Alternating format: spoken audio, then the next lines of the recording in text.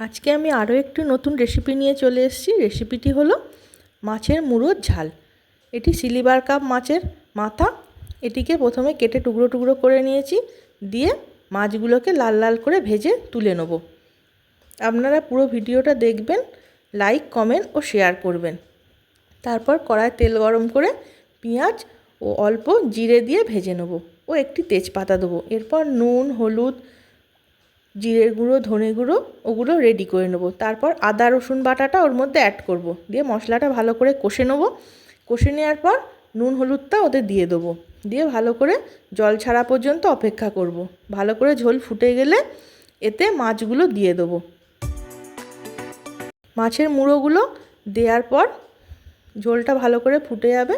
তারপর অল্প গরম মশলা দিয়ে নামিয়ে দেবো।